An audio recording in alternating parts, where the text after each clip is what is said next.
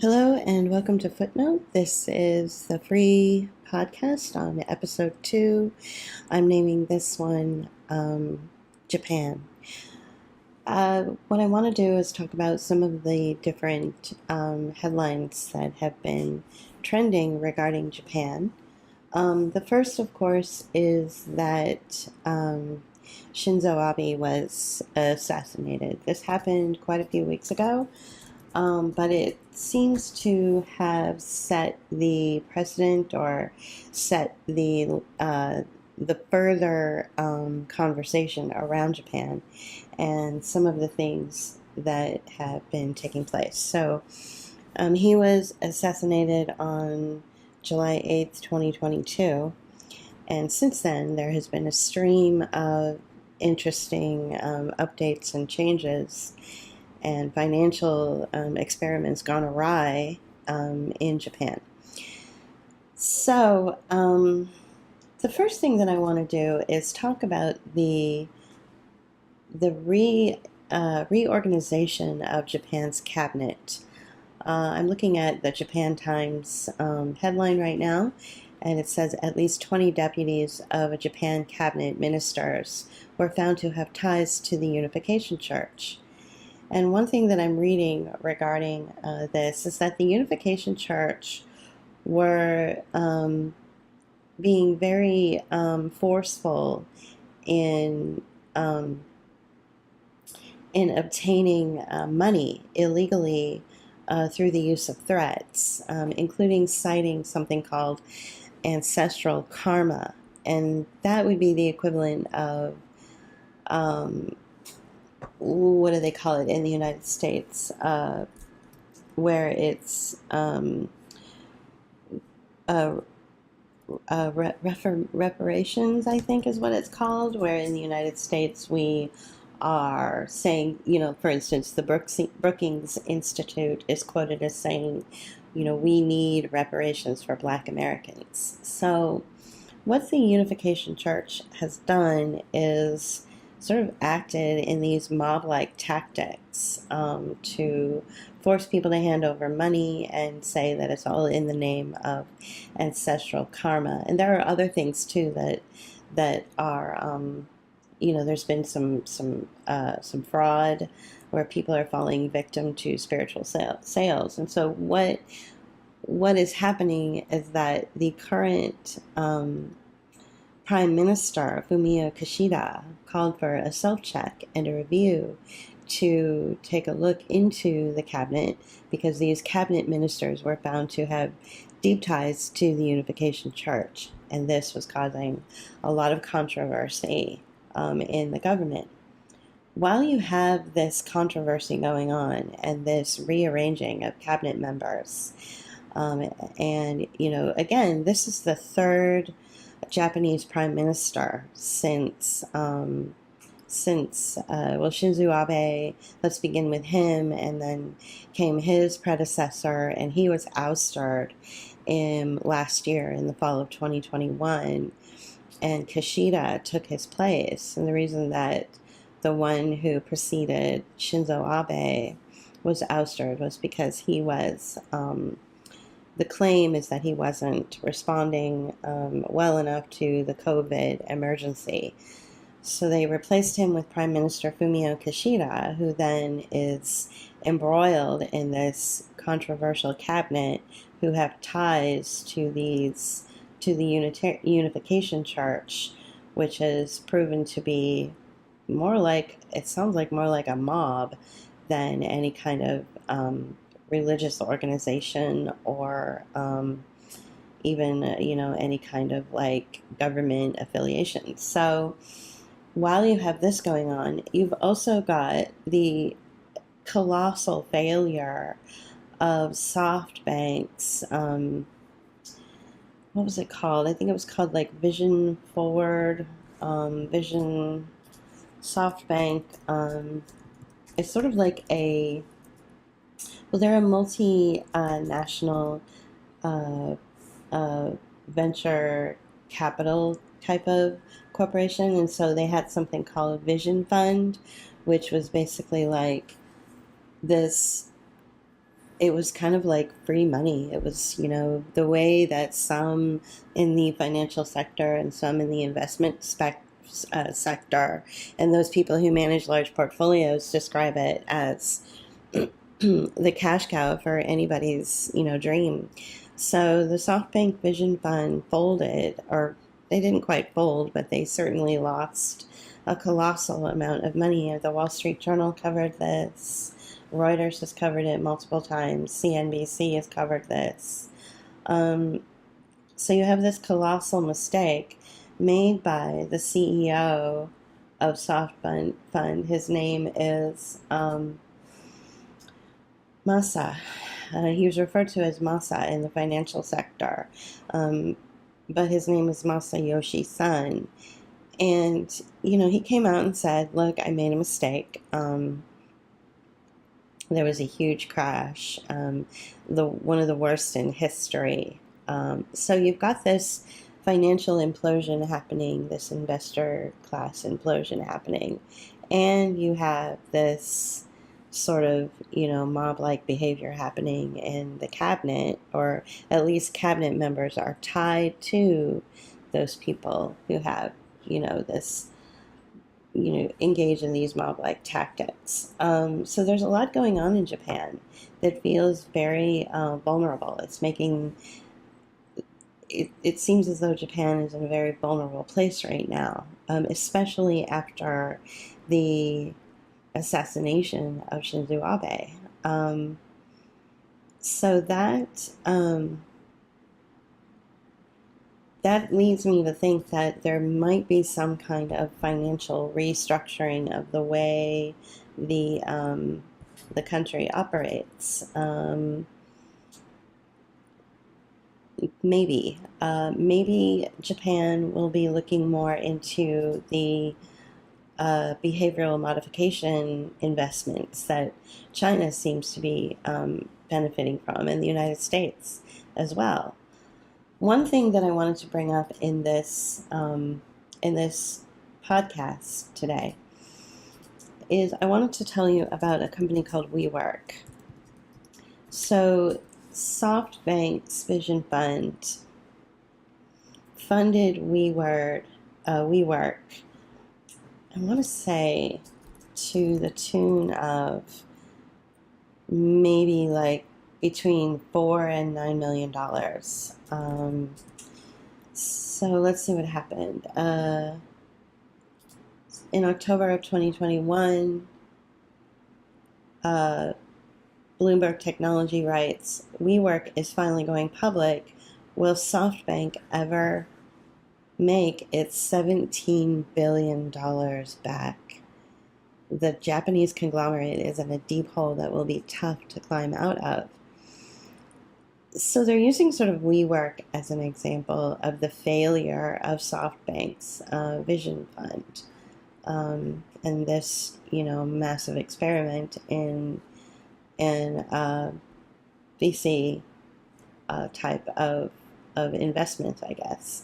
Again, I'm not a financial expert, and nor am I an expert on Japan, and nor am I an expert in, a lot of things, but I do have the ability to think, and I do feel that we should be taking a look at what's happening in Japan.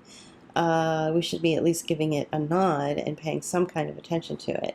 So the public valuation for WeWork will be about $9 billion, which is less than a fifth of what SoftBank paid into it in 2019. So this is why they're using WeWork as an example on the vulnerability and failure of these types of financial maneuverings. When you have somebody who is paying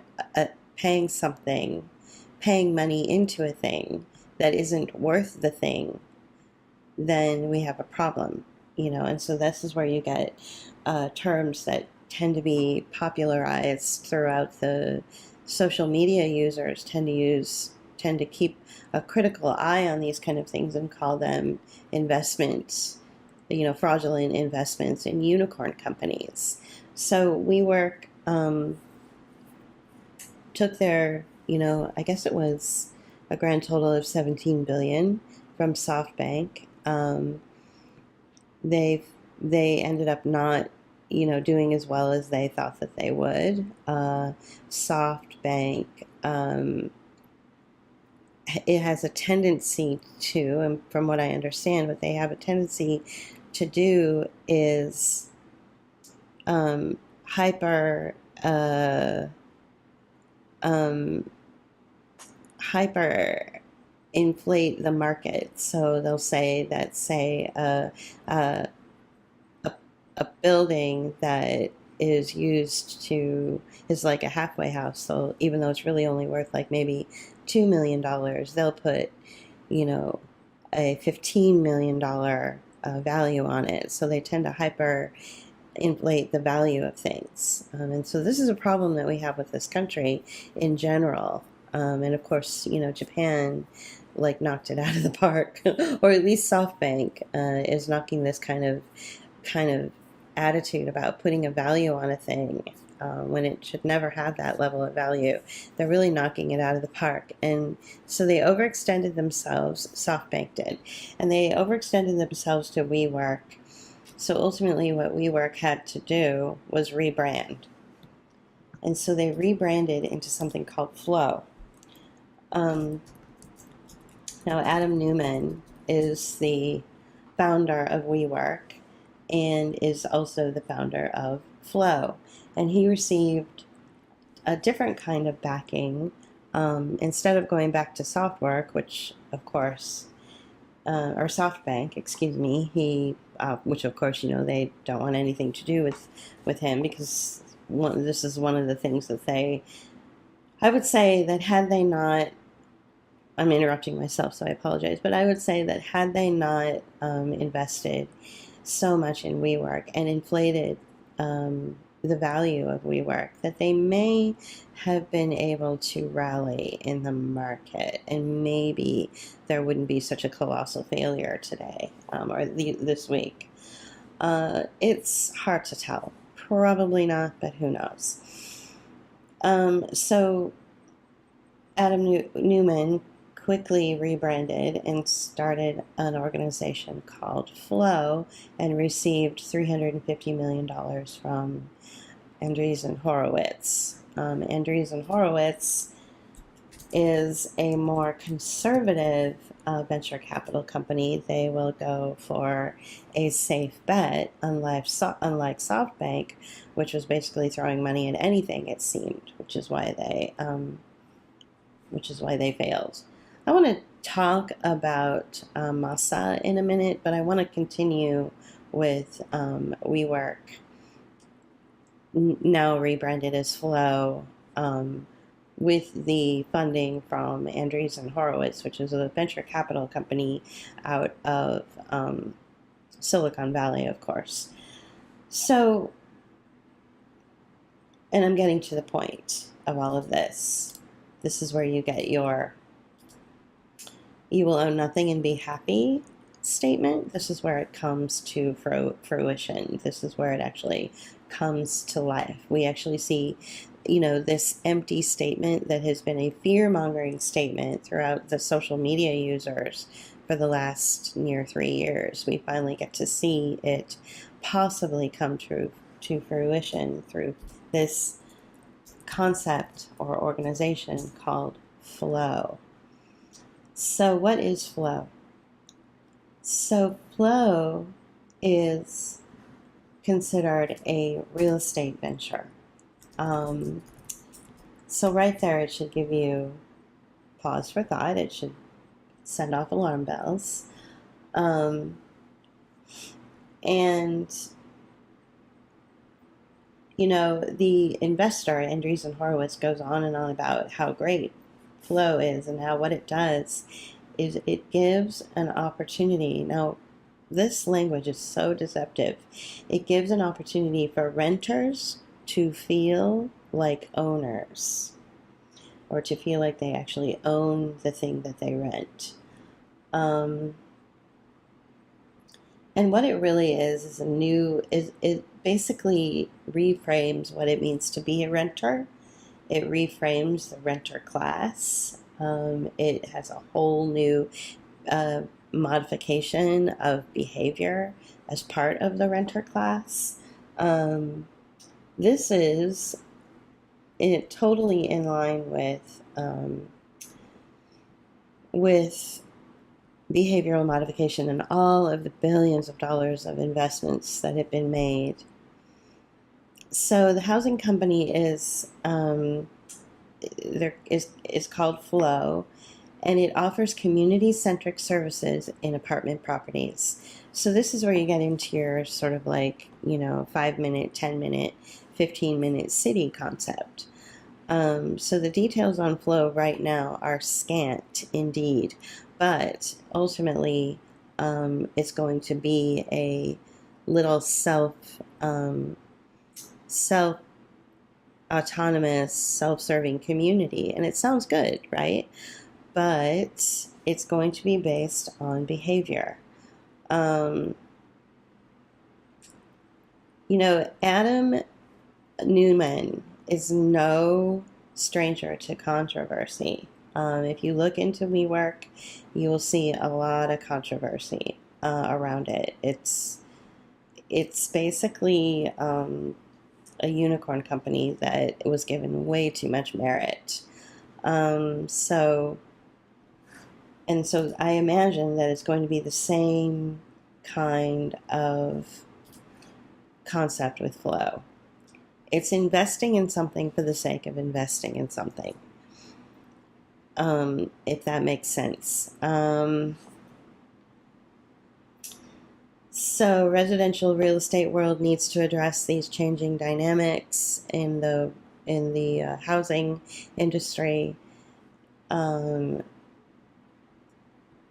So Flow is the idea that relationships are structured and the mechanisms through which value is delivered will address underlying problems of the current housing crisis and then build a solution.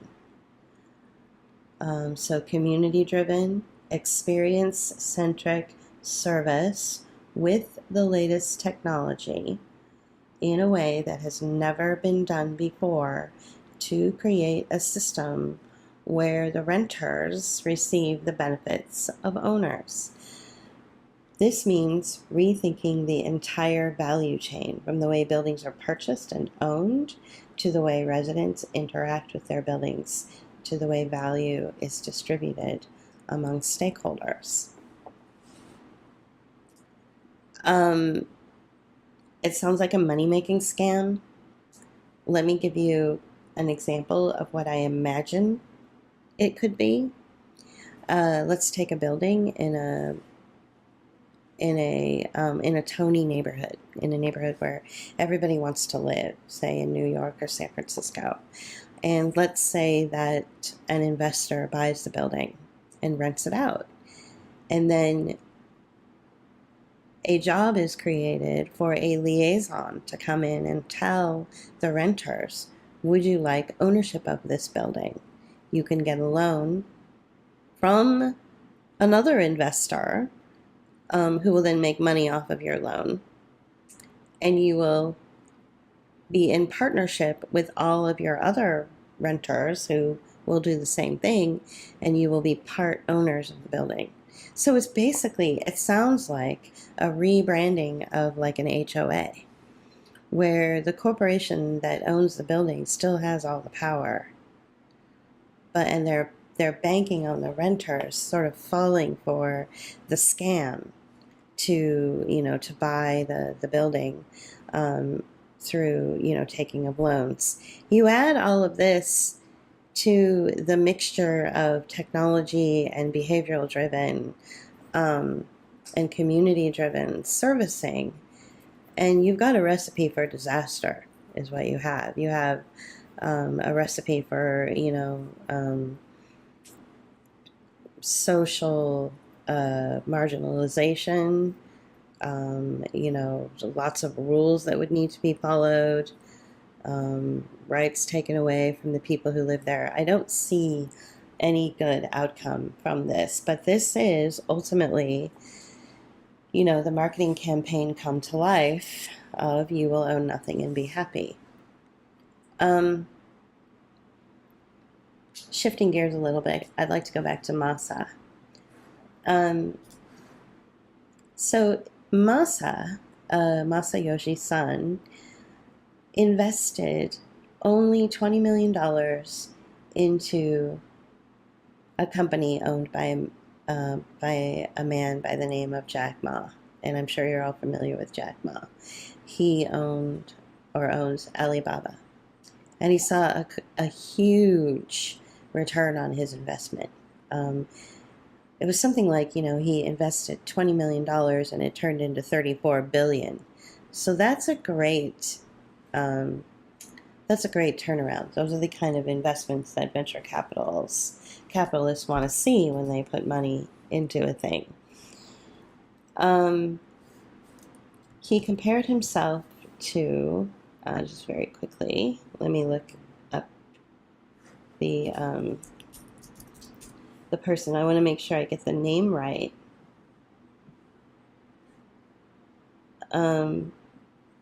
So he compared himself to something like a famous Japanese warrior or something like that. And I thought that this was incredibly arrogant of him. So he compared himself to Tokugawa Ieyasu. So Tokugawa Ieyasu was the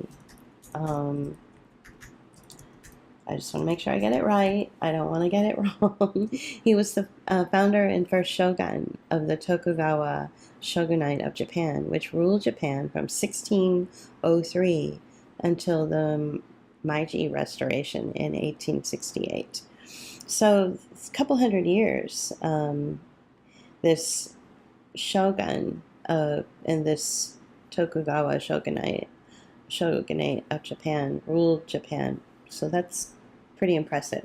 So he was comparing himself to this, this revered Japanese historical figure, which I found to be very arrogant and showed his hubris.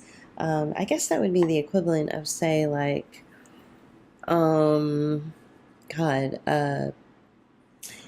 Amazon CEO, who was it? It used to be, well, it's currently Andy Jassy, but it was the bald guy, and why am I not remember? Oh, Jeff Bezos, of course. Yeah, I guess I haven't mentioned his name in a while, so it just didn't come to mind quick enough.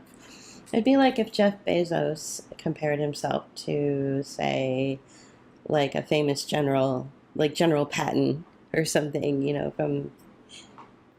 from the past. It's like, you'd have to have a lot of arrogance and a lot of pride and hubris to really say that. So for the fact that Masa would do that is, as he's basically, admitting colossal failure for the Japanese market, was pretty weird for him to do that. But at the same time, not weird, because this is how people in the financial world operate, even in their most, even when they've dropped the lowest and they've lost, more money than they've ever lost in their life, they will say, oh, but wait, this isn't the end of the story. Like, we have the long game going on here. So that's basically what I wanted to just kind of, land this podcast with. When you hear the term, you will own nothing and be happy, which is something that you've heard repeated over and over again from your favorite social media podcasters, you really do need to think of it in a more nuanced way. This new company that Japanese SoftBank originally had invested in was rebranded. So the new company is WeWork, or the new company is Flow, and the former company was WeWork. And Adam Neumann basically took the money from SoftBank, saw that WeWork wasn't going anywhere, added a new investor from Silicon Valley, and boom, you've got Flow, which is You Will Own Nothing and Be Happy. which is the actual, outcome of that marketing term. I think it's going to be targeted towards the class of people who have corporate jobs at first, and then they may expand it into the public sector. They may expand it into government sector. I'm not sure. Or like WeWork, there may be tons of controversy around it because Adam Newman is no stranger to controversy. There may just be more controversy around it, but I kind of doubt it. I doubt that this is going to be considered controversial. This is going to be the thing that rebrands him as, the good guy. So Adam Newman has been lifted up in the media as, someone not to be trusted, committing fraud, this and that. But this is his reinvention of his image to turn him into that, oh, well, we all make mistakes, and he was cutting his teeth on WeWork. So now with Flow, he's really redeemed himself. Because the ultimate goal in all of this is debt, behavioral modification, and absolute control of and investment in and seeing a return on everything about your life, whether it's, your housing or your job or wherever you spend your energy. So it'll be interesting to see what happens with Flow. Okay, thank you for listening, and tune in again.